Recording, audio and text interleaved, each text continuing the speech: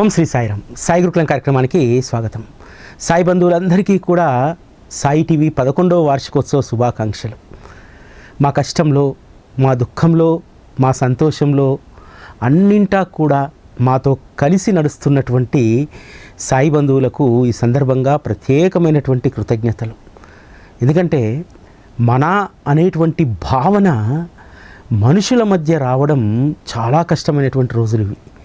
కానీ సాయి టీవీని, మమ్మల్ని కూడా మన అనేటువంటి భావంతో చూస్తూ మేము చేసేటువంటి ప్రతి పనిలో కూడా భాగస్వాములు అవుతూ ఈ వ్యవస్థ ఇంత సుదీర్ఘ కాలంగా మనుగడ సాధించడానికి కారణమైనటువంటి మీ అందరికీ కూడా ప్రత్యేకమైనటువంటి కృతజ్ఞతలు.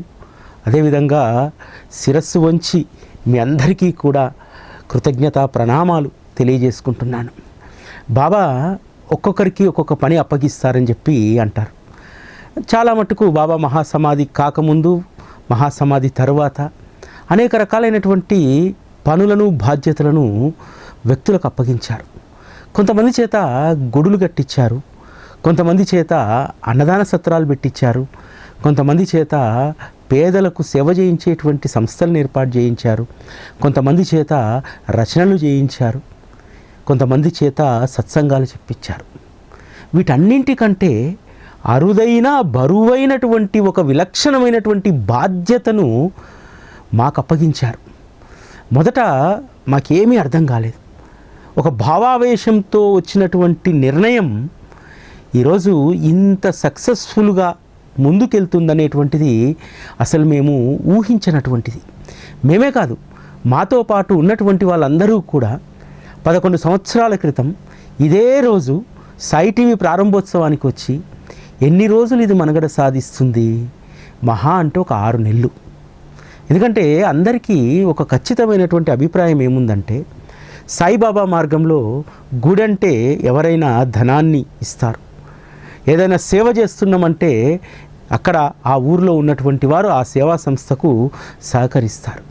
కానీ ఇది ఎవ్వరికీ అర్థం కాని వ్యవస్థ, కానీ ఇది అందరికీ అవసరమైనటువంటి వ్యవస్థ. ఆ రోజు ఎవరికీ కూడా 11 సంవత్సరాల క్రితం ఈ వ్యవస్థ గురించి అవగాహన లేదు. అదేవిధంగా ఇది గుడి కాదు, బడి కాదు, సేవా సంస్థ కాదు. అదేవిధంగా మేము పెట్టుకున్నటువంటి ఆ ఆదర్శనీయమైనటువంటి విలువలు కూడా ఈ మార్గంలో, అంటే లౌకికంగా టెలివిజన్ అనేటువంటి దాంట్లో అస్సలు పొసగనటువంటివి. టెలివిజన్ అంటేనే ఒక వ్యాపార సంస్థ. ఆ వ్యాపార సంస్థ మనుగడ సాధించాలంటే అది బిజినెస్సే చేయాలి. కానీ ఇక్కడ వ్యాపారం చేయకూడదు. ఎందుకంటే దీని ముందు నిలబడ్డటువంటి దీని బ్రాండ్ అంబాసిడర్ వ్యాపారానికి విరుద్ధమైనటువంటి వ్యక్తి.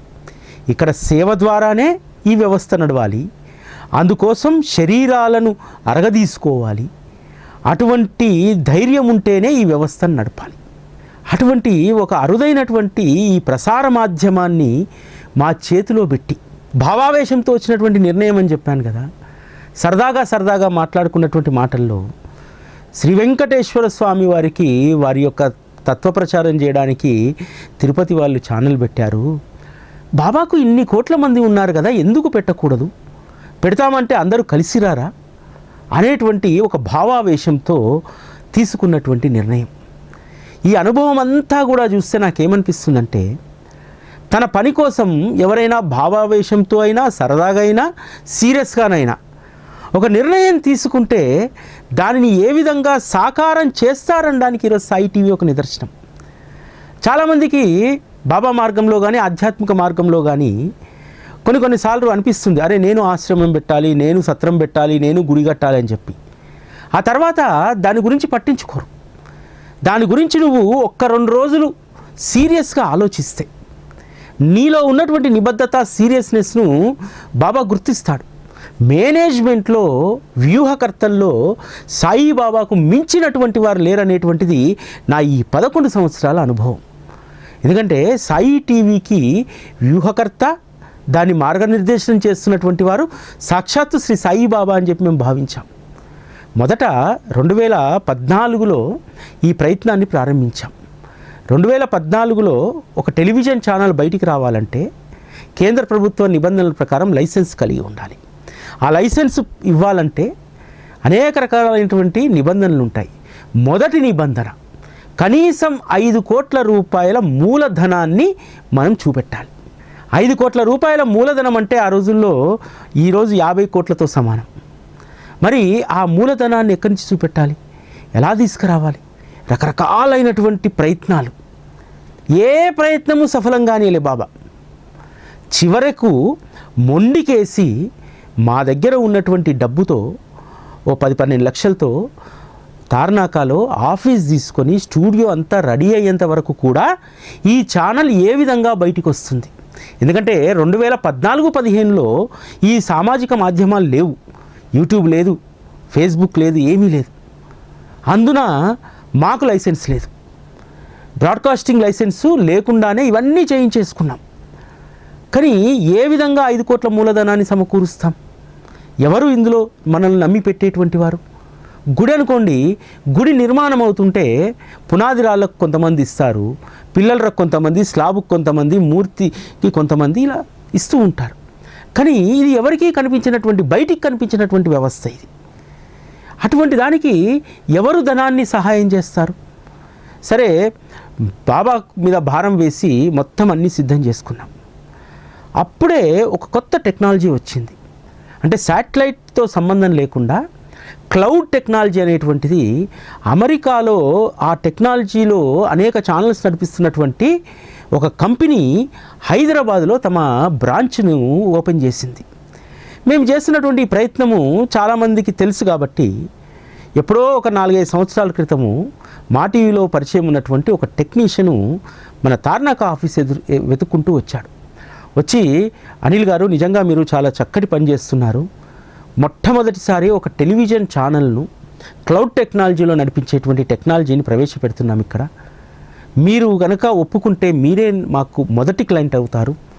అంతేకాకుండా ఈ కంపెనీ యజమాని ఎవరైతే అమెరికాలో ఉన్నారో వారు సాయిబాబా భక్తుడు.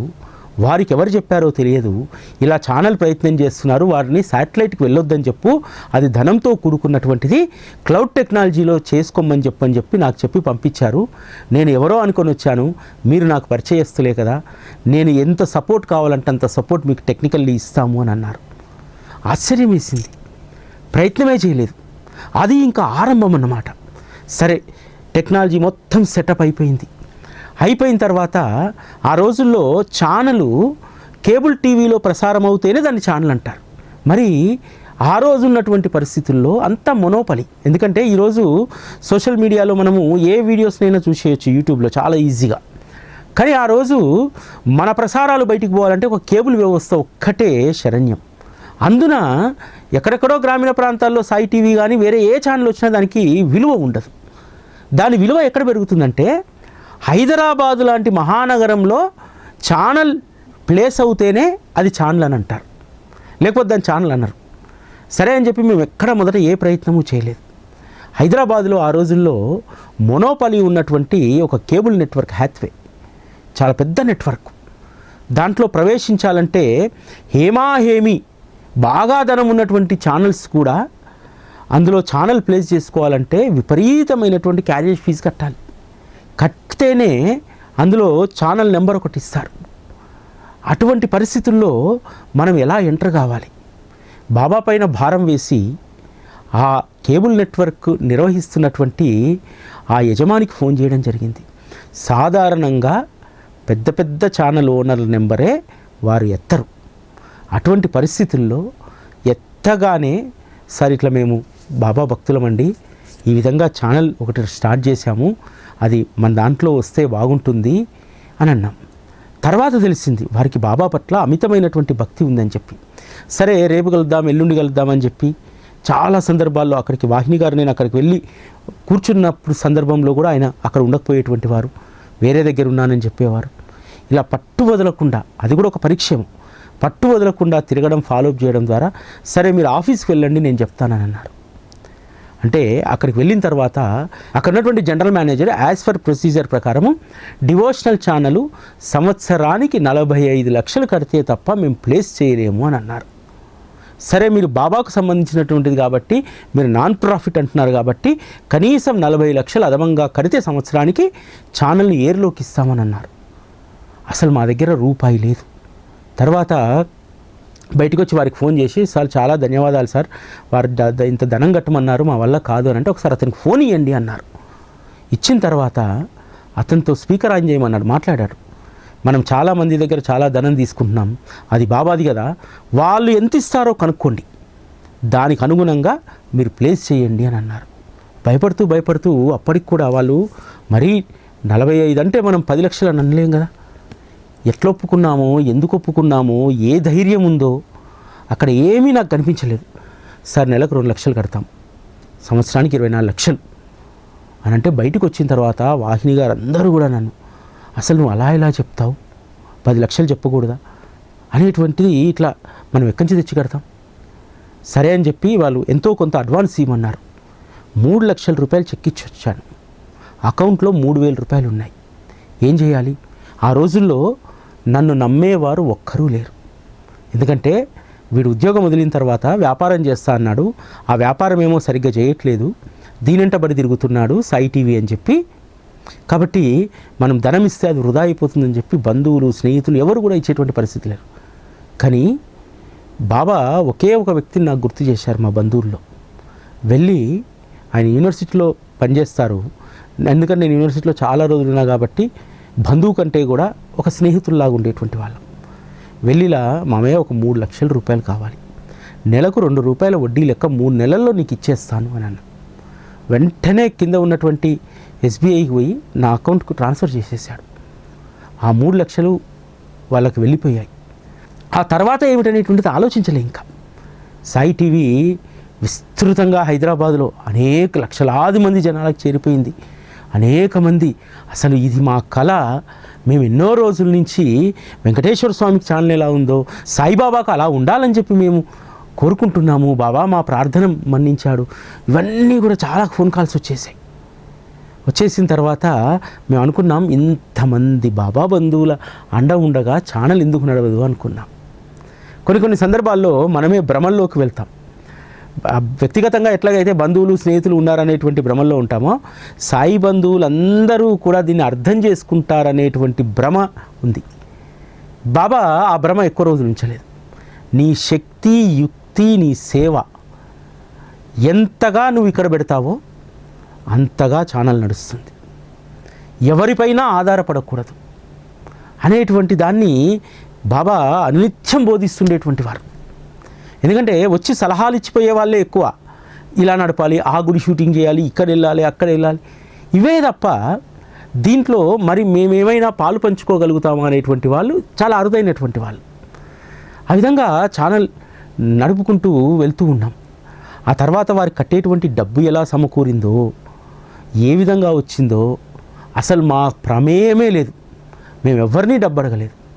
బాబా అంటారు చూసారా, మీ కర్తవ్యాన్ని మీరు నిర్వర్తించుకుంటూ వెళ్ళండి, మిగతాదంతా నేను ఏర్పాటు చేస్తా అని చెప్పి ఆయన ఆ విధంగా కొంతమంది వ్యక్తులను జతచేసి ఆ రోజు నుంచి ఈ రోజు వరకు కూడా సహృదయం కలిగినటువంటి భక్తులందరూ కూడా మాతో కలిసి నడుస్తున్నారు. సాయి టీవీ ఒక్క అనిల్ గారిదో, సాయి వాహిని గారి యొక్క విజయం కాదు, ఇది బాబా కృపకు నిదర్శనం. మాతో పాటు కలిసి వచ్చినటువంటి వాళ్ళ యొక్క త్యాగానికి. ఎందుకంటే 1,000 రూపాయలు జేబులో నుంచి తీసేయడం అంటే చాలా కష్టం ఈరోజు. కానీ అటువంటి త్యాగ నిరతి ఉన్నటువంటి మాతో కలిసి నడుస్తున్నటువంటి కొద్దిమంది సాయి భక్తులకు, వాళ్ళకు 100 మంది కావచ్చు, 200 మంది కావచ్చు, వాళ్ళ యొక్క త్యాగం ఈరోజు మనందరం కూడా ఆస్వాదిస్తున్నటువంటి బాబా యొక్క అనురాగం. ఎందుకంటే ఎక్కడో ఒక చోట ఎవరో ఒకరు త్యాగం చేయకపోతే బాబా కోసం వారి సంపాదించినటువంటి సంపాదనలో ధనం వెచ్చించకపోతే ఏ వ్యవస్థ ఉండదు, ఆధ్యాత్మిక వ్యవస్థ ఏదీ ఉండదు. మనం అనుకుంటాము వ్యాపార సంస్థలకు మాత్రమే ధనంతో నిమిత్తం అని చెప్పి, కానీ అంతకంటే ఎక్కువ ధనంతో అవసరం ఆధ్యాత్మిక సంస్థలకు మాత్రమే. ఎందుకంటే అన్నదాన సత్రం నిర్వహించేటువంటి వారికి దక్షిణలు రాకపోతే ఎక్కడి నుంచి నిర్వహిస్తారు వాళ్ళు? మందిరంలో నిర్వహించేటువంటి వారు మందిరంలో హుండీ డబ్బులో లేకపోతే దక్షిణలో రాకపోతే పూజారుల జీతము, ఊడ్చే వాళ్ళ జీతం ఎక్కడి నుంచి ఇస్తారు? నిజంగా వ్యాపార సంస్థల కంటే కూడా ధార్మిక సంస్థలకే డబ్బు ఎక్కువ అవసరం. ఎందుకంటే భగవంతుడు ఏ ధార్మిక సంస్థకు కూడా మంత్రాలేసి ధనాన్ని ఇవ్వడు. భక్తుల యొక్క త్యాగ నిరతి, భక్తుల యొక్క వైరాగ్యంతోనే ఈ వ్యవస్థలన్నీ కూడా నడుస్తాయి. సాయి టీవీలో మేము నేర్చుకున్నటువంటిది అదే. మేము 2 కోరికలు కోరుకున్నాం, వాహిని గారు నేను. ఆమె సపరేట్, నేను సపరేట్.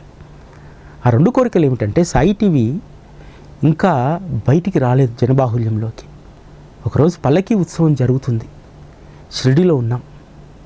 కన్నీళ్ళు పెట్టుకొని బాబాని అడిగింది, బాబా సాయి టీవీలో ఈ ఉత్సవాన్ని, ఈ ఒక్క ఉత్సవం లైవ్ టెలికాస్ట్ చూసి నేను చచ్చిపోతే చాలనుకుంది. నేనేమనుకున్నానో తెలుసా, బాబా ఈ వ్యవస్థ ఆరంభమైన తర్వాత నిన్ను నేను ఏది అడగను. ఎస్, ఆ రోజు నుంచి ఈ రోజు వరకు బాబాను నేను ఏది అడగలేదు.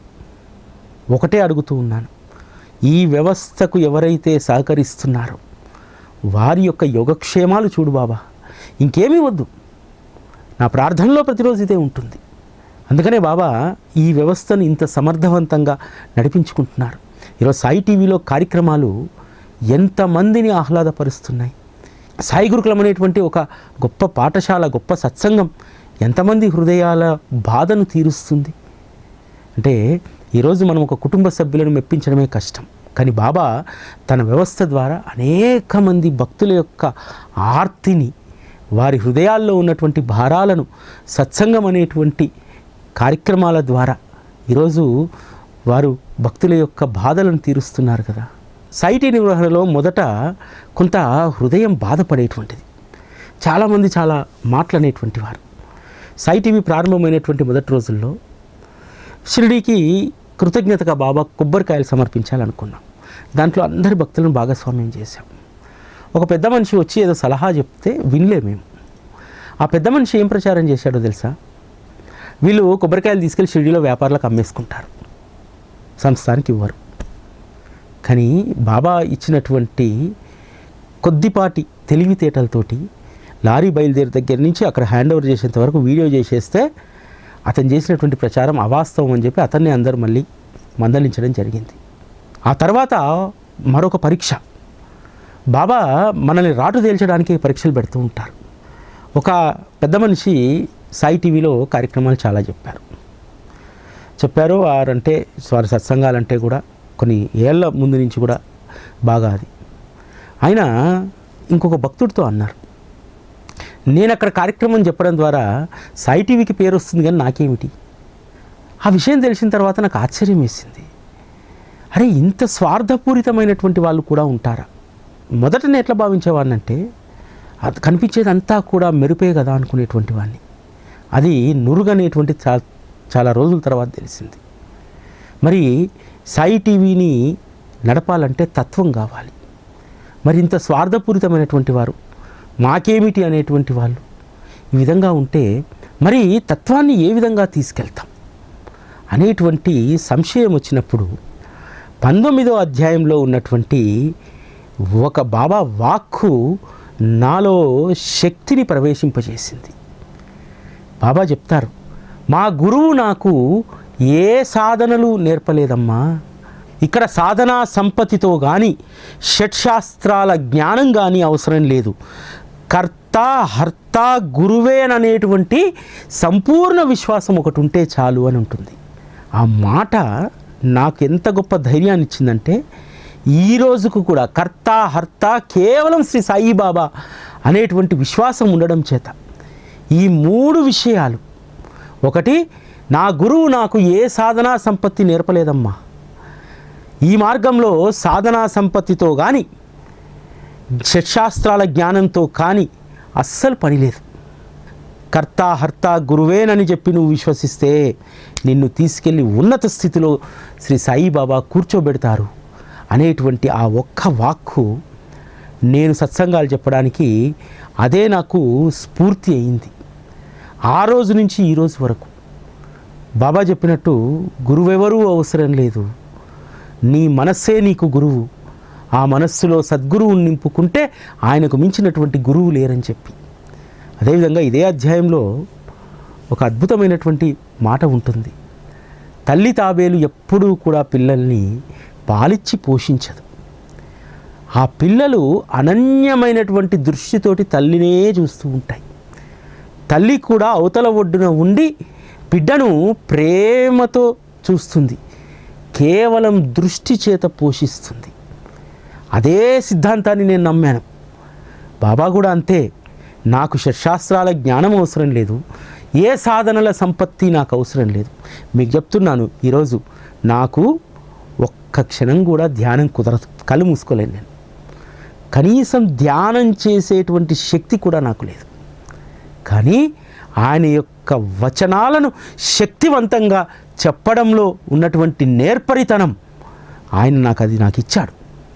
నాకు ధ్యానం కంటే, కళ్ళు మూసుకొని తపస్సు చేసేదానికంటే కూడా ఆయన యొక్క జ్ఞాన వచనాలను శక్తివంతంగా హృదయాలకు తాకేలాగా చెప్పేటువంటి గొప్ప పరిజ్ఞానాన్ని, జ్ఞానాన్ని ఇచ్చాడు. అంతకుమించి ఏం కావాలి ఇంకా?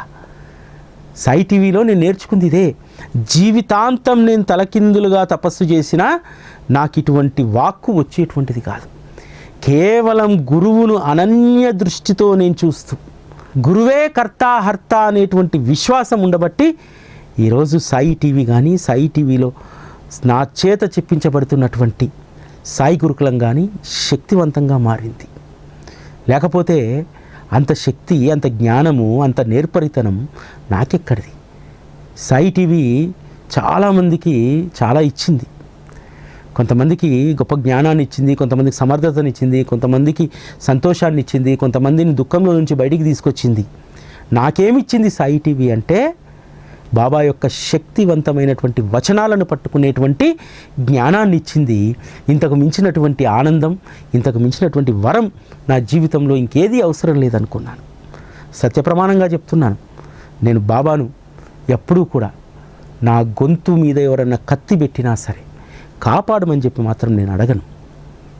ఎందుకనంటే నేను అడిగినటువంటి మొదటి చివరి కోరిక సాయి టీవీ, అది పరిపూర్ణమైపోయింది.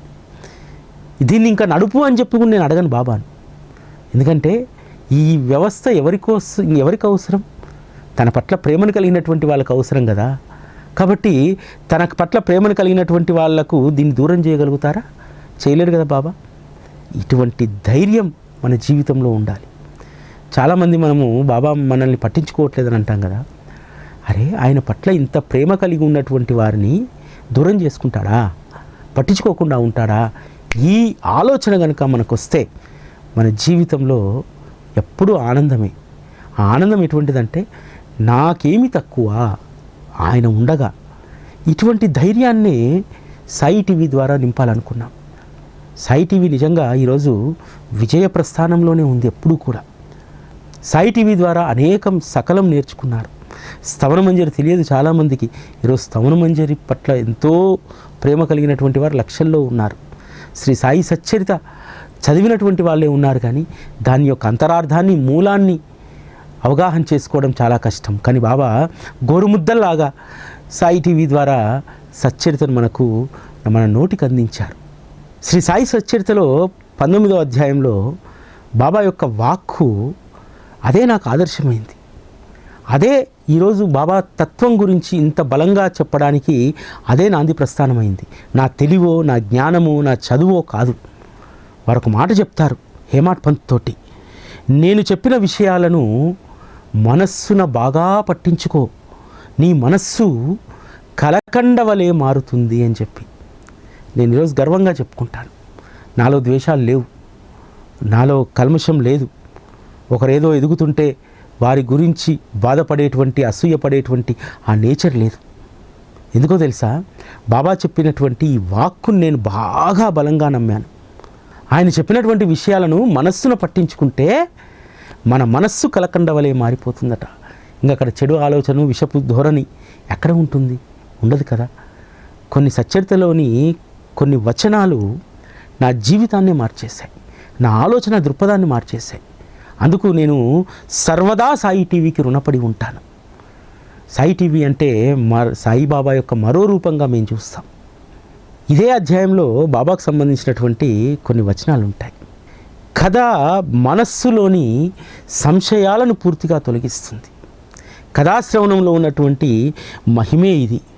బాబా హేమాడ్ పంత్ని అడుగుతాడు, నీకు శ్యామా దగ్గర విన్నటువంటి కథ నచ్చిందా, అది నీకేమైనా ఉపయోగకరంగా ఉందా అని అంటే హేమాడ్ పంత్ చెప్తారు, బాబా ఆ కథను శ్రవణం చేసిన తర్వాత నా మనసులోని బాధలు సంశయాలు అన్నీ తొలగిపోయాయి. సాయి టీవీలో నేను నేర్చుకున్నటువంటిది. నిజంగా బాబా యొక్క కథాశ్రవణం చేస్తున్నప్పుడు, వారి యొక్క కథను వినిపిస్తున్నప్పుడు మనస్సులో ఇంకే భావాలు ఉండవు. ఆ విధంగా చేస్తూ చేస్తూ చేస్తూ ఉండగా అదే అలవాటుగా మారిపోయింది. నేను సాయి గురుకులను చెప్తున్నా చెప్పకపోయినా, ఏ ఆలోచిస్తున్నా, ఏ పని చేస్తున్నా మనసులో సంశయాలు లేవు, బాధలు లేవు. ఈ స్థితికి వస్తే చాలు, బాబా యొక్క కృప మనకు దొరికినట్టే.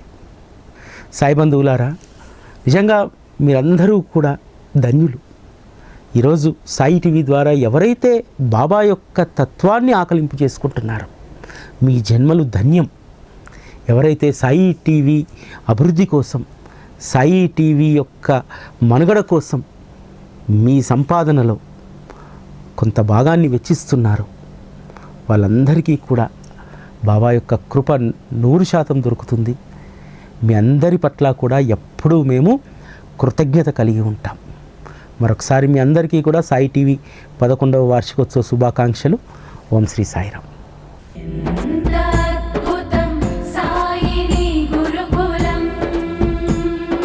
శిక్షణే తప్ప శిక్షలు లేని శరణాగతి సౌదం.